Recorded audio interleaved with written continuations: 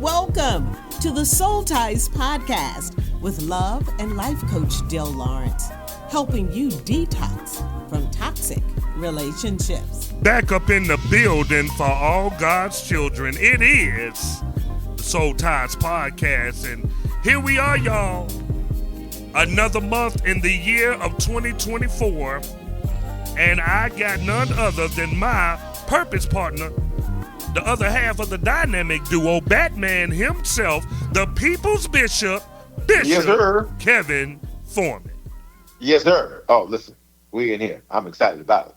Yes, sir. Listen, man, I'm out here in these social media streets, and, I do my best to do my recon so we can serve our listeners and serve the culture as it comes to detoxing from toxic relationships, moving into healthy and whole relationships and a way of life. And a current thing that I see that is in these social media streets, especially of my last post, was the lack of communication in relationships. Not only the lack of it, one person said bad communication. The other one said, watch this, not truthful communication. So I want to attack it from those three levels today. Communication, of course, is very important, but one of the biggest things that women say is that men do not know how to communicate. And I would have to agree with that, being that, I have, man, listen, I'm up in the barbershops. My crew of men, the X-Men, I call them the X-Men because I have 10 men that are in my circle that are super tight with me, you being one of them, of course. And but one of the few. Now, out of the 10 that I have, I probably would say, even in my circle, 3 out of the 10, and that's including me, can effectively communicate. Other men really don't have the communication skills and the chops, and it's a reason for that. And I want to start there. I want to help the ladies out, and I want to start there with number one. It is not common. We men were not really taught how to communicate their feelings. They, you guys, your toys when you were little was the bakery oven and playing house, and you had shows and TV shows viewed toward communication. Plus you're women, you're emotional, and so you're very good at not only feeling but communicating how you feel. Men are not like that. Men are logical, number one. When we were kids, we weren't taught to talk about our feelings. As a matter of fact, even when we cried, got whippings, the first thing, don't cry. Stop them tears. Dry them tears. Right, that's true. Yeah, so we were never trained in that.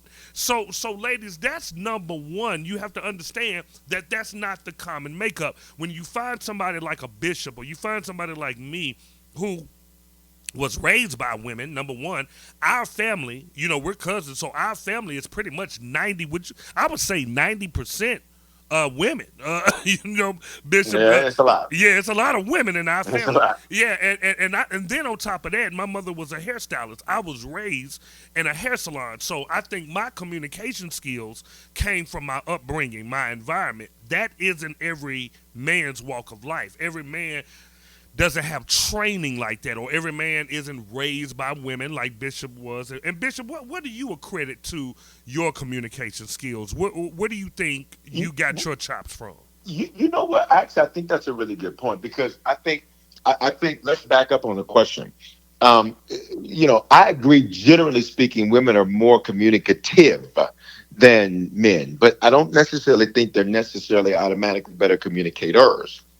Right? Women are going to say more, but it doesn't mean that they said more. I'll back it up and say it again. They will say more. It's not necessarily that they said more. And here's what I mean by that. It's not a knock at woman, nor is it pro man. It's just the facts. That sometimes it's not that a man's not a good communicator. It's just that he's not a good communicator with you. AM is great if you have an AM receiver in your car. Come on now. FM is great if you have an FM receiver in your car. Yes. XM is great if you have an XM receiver in your car. So the issue isn't communication. I think it's understanding communication styles, right? So me, I'm a talker. And I'm going to tell you where that likely came from. That likely came from just, again, some of the things you mentioned. And then, one of the things that my mother has always generally done really well is she generally, communicates.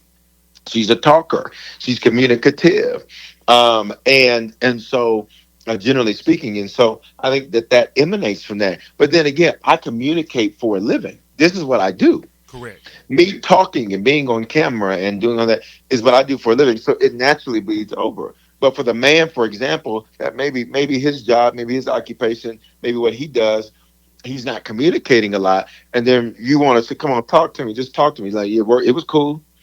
Well, like, what'd you do? Right, right, right. It's all right. How you feeling? I'm straight. Like, Yeah, like yeah. okay, okay. What does that mean? Like, can you give me some detail? So women are more communicative. Communicative. They're going to give you detail. How was your day? Oh my God! When as soon as I got there, Shirley, and remember Shirley, I told you she's married to Bob, and then Bob had left his wife. Well, hold on, let me back up. Bob had left his wife 5 years ago, but then there was another Bob. Like, girl, I just wanted a simple answer. It's not so much that they're better; it's that they're different. And I think in the difference, that's where the challenge comes. So I think, to your question of where does communication come from, it's like, okay, we got to get on the same page. So one of the things I think sometimes a man has to be okay with is a woman asking more questions to get clarity, and then a woman has to be okay with feeling like an investigator to get an answer. I just said a whole lot right there. Yeah, you did. Just said a whole lot right there. Yeah, But you you have to be did. Yeah, okay you with did. that. Yeah, you You have did. to be okay with that because every man's not going to be communicative. Every man's not going to want to sit up and just have an in-depth conversation. For some men, communication is physical, and I don't mean sexual. I mean physical. Just rub them on the back. And they're like, I really feel like you love me. Like, I didn't say nothing to you. What are you talking about? I just know that you're there for me. What? It's just different. It's different. For me, actions speak. So for me, I'm not really moved by words. Words don't move me at all. You know what moves me? What somebody does. Mm. So a person can tell me all day long. And again, you know why? Because of the seat I sit in. I've had people who on Sunday, I'm the greatest thing since sliced bread. On Monday, please remove me from your email list. So I don't really put a lot of stock into words. Words don't move me at all, to be Get, honest with you. got you. They're nice, but they don't move me. Right. So to me, it's action. So I don't think that it's more or less. I just think that it's different. And I think to have a successful relationship of any type, you have to recognize what's different. Yeah, and I like that. I like that you said that, and you have to know the person that you are dating, and that's why I think Yes. Soul Ties is the best podcast, y'all. Because where are Hmm. you going to find two men giving their perspective on relationships? We're literally answering all of you ladies' questions open, honestly, and even the men who follow our podcast are gleaming from the things that we're teaching, and this is good. Yeah. Let's move to the bad communication.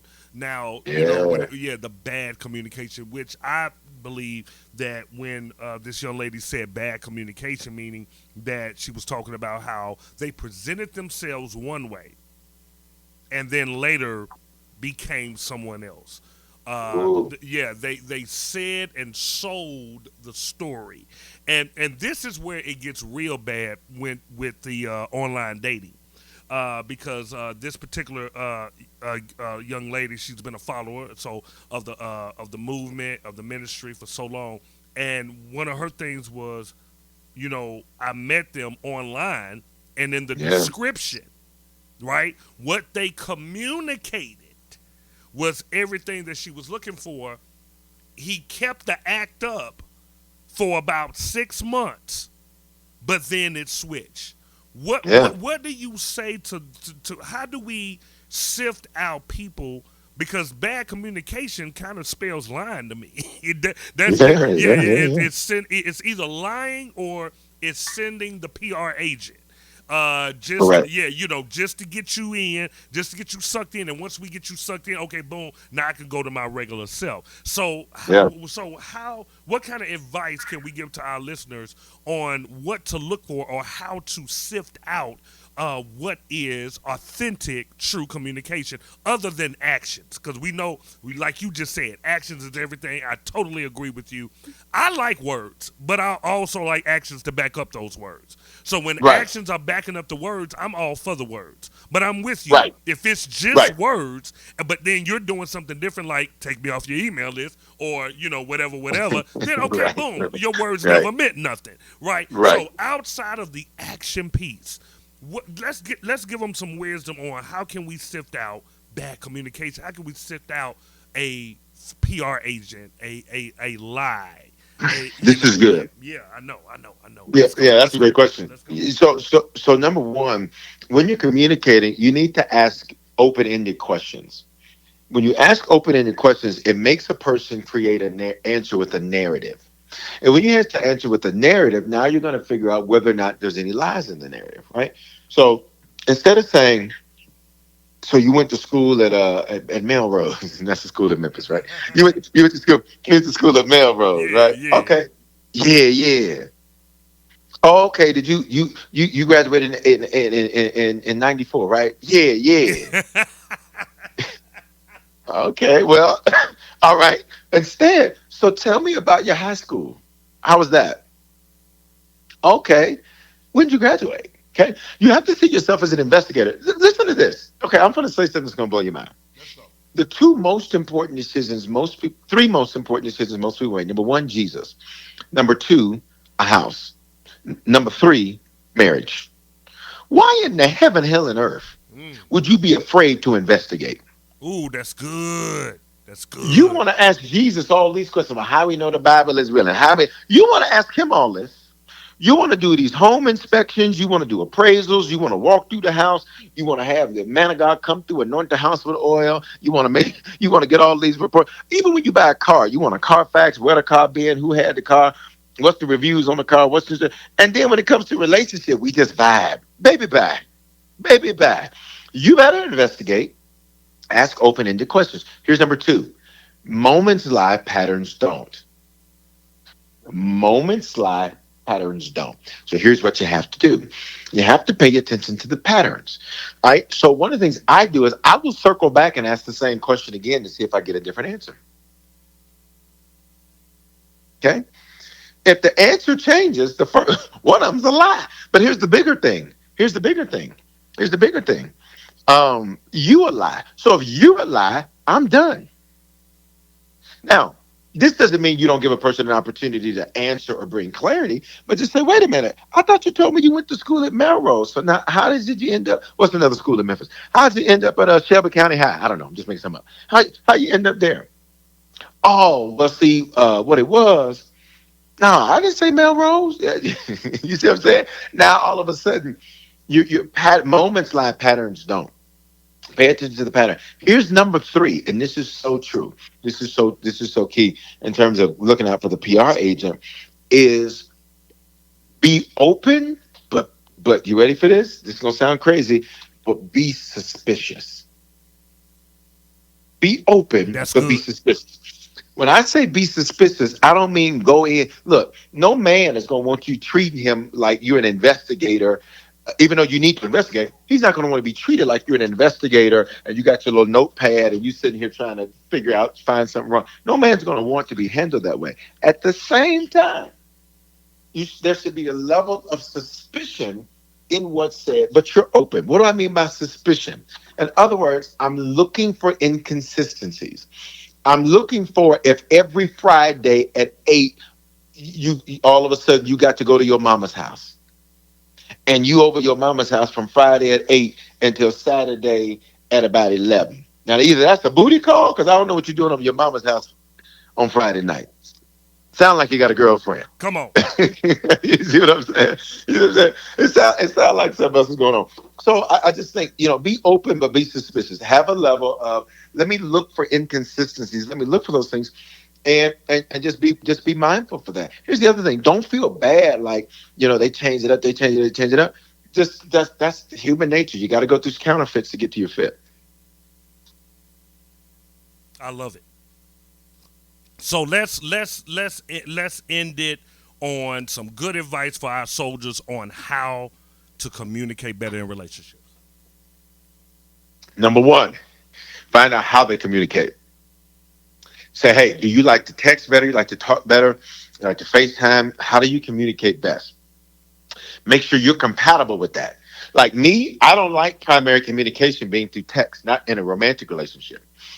Business and all that, I've as full as my schedule is, I actually prefer text and emails and stuff for business because of how full my schedule is. Romantically, yeah, I'm not interested in a text buddy. I don't want a pen pal. Okay? But you need to figure out what's what and then operate accordingly. Number two is you need to recognize that your communication method isn't necessarily the best. It's just the best for you. So this means be open to the fact that you may have to communicate differently if you're interested in someone who doesn't communicate that same way. And then the final thing that I would say in terms of how to communicate better is to really recognize that that's a daily journey and a daily process and figuring out how can I be clear. Communication is simply making effective communication is making sure that the other person understands clearly what's going on with me, what I mean, what's going on with me, what's happening with me. So I got to make sure I do that. An attitude doesn't do that. Facial emojis doesn't do that. So you got to figure out what's the best way to get that done. Every relationship's going to be different. Once you understand that, you can navigate through it. Awesome. Awesome. Well, listen, y'all, I hope we blessed you. Thank you for listening. Don't forget, subscribe to the Soul Ties Society. The information is in the description. Make sure you sign up. We are coming to a city near you, so go to thesoultiesmovement.com to get the tour dates of where we're going to be. And until next month, we'll still be the Love and Life Coach and the People's Bishop, and we will still be the Soul Ties Podcast. Peace and love, y'all. Thank you for listening. We would like to bless you with the Soul Ties Stimulus Package, which includes the DETOX ebook, message, and exclusive podcast episode. Text Soul Ties, SOULTIES, to 888-756-8681.